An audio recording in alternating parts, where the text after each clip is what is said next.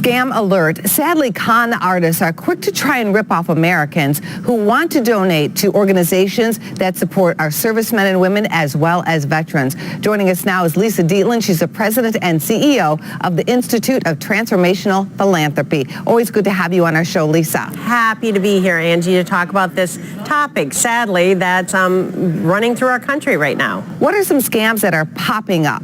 Well, the scams that pop up, obviously, at this time of year are about supporting our military troops, our police, our firemen. You know, whenever we get that phone call and someone on the other end is saying, hey, you know, I'm calling from the police or the firemen's fund or to support our military, our natural reaction as Americans is, I want to give and I want to be supportive. But there's a few things that our viewers should do to be smart. How can you tell if it's legit? One is ask some questions. Usually those calls are from a marketing firm that where not all of your donation would be going to the charity. Second, one of my best practices is to say to the individual on the phone, I'm happy to be supportive, send me information. At this point, one of two things are going to happen. If it's legitimate, they're going to say, yes, we'll mail something to you. If they're not legitimate, they're going to get a little angry and they're going to ask you to commit on the phone to a donation.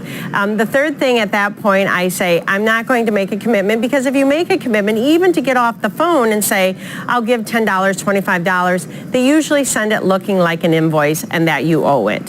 What is the best way to give? We always recommend, of course, the Better Business Bureau, the Wise Giving Alliance. They validate and check on nonprofit organizations. We have Charity Navigator, which is a really quick online way to check for national organizations. And the third one is GuideStar, which actually lists a lot more details about the financial returns of the nonprofit organization. So one, you can do some vetting. Two, you can reach out. You can make a deal with yourself and say, I'm not going to respond to anything that comes to me, whether it be on email, phone, text, or in the mail, but I'm going to reach out. I'm going to do, just like we're a smart shopper, we should be a smart donor. Lisa, before you take off, we'd love to hear from you what some of your favorite charities are that really focus on military members. Oh, there's so many that are doing amazing work. I say, first of all, look locally. Think about if you want to help those locally. And most communities have a disabled veterans, American Veterans Organization, or Veterans of Foreign Wars, or they might even have a VA hospital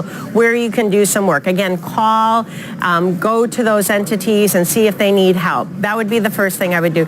Second, if you want to give a little bit beyond your community, there are organizations like the Wounded Warrior Foundation, doing amazing work with our warriors that are coming back, our military personnel who haven't been successful in re-entering into society, that they need a little bit of help. And it started out with a backpack, and now there's a fully developed programs. But think about whether you want to work locally or you want to work nationally, and do a little bit of research. Thank you, Lisa. That was valuable information. Happy to be here.